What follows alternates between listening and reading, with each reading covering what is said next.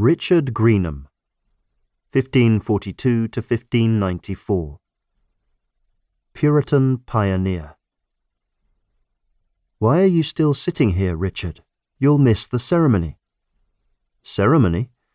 Richard Greenham looked up from the book he was reading in the college library.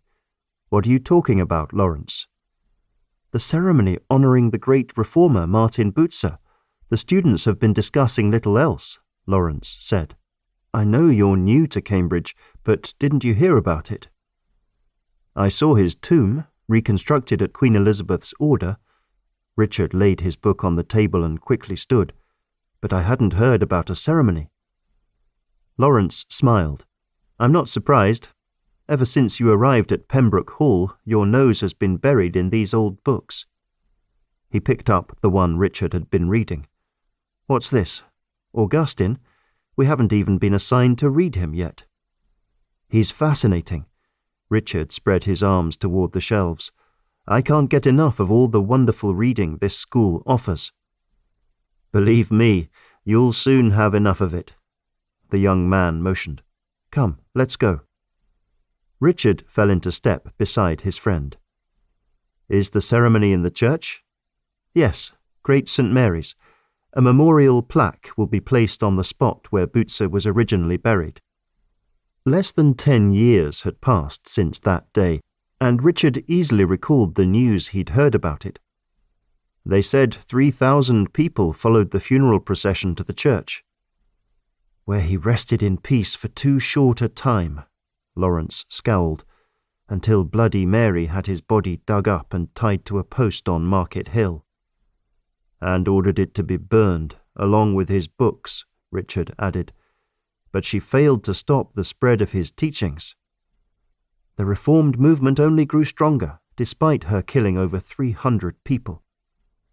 She wasn't satisfied with murdering the living, but wanted to destroy even Bucer's dead body. As the two young men walked in silence for a while, Greenham mourned the many Protestants martyred under Queen Mary's rule during the previous 5 years.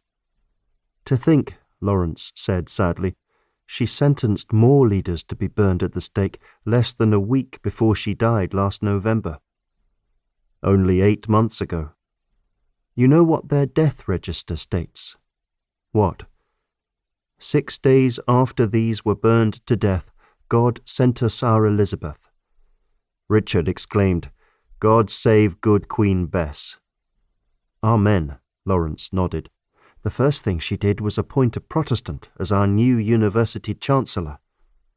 And then she made a Cambridge man Archbishop of the Church of England. Lawrence clapped a hand on Richard's shoulder. Things have improved tremendously for us Protestants in these last 6 months.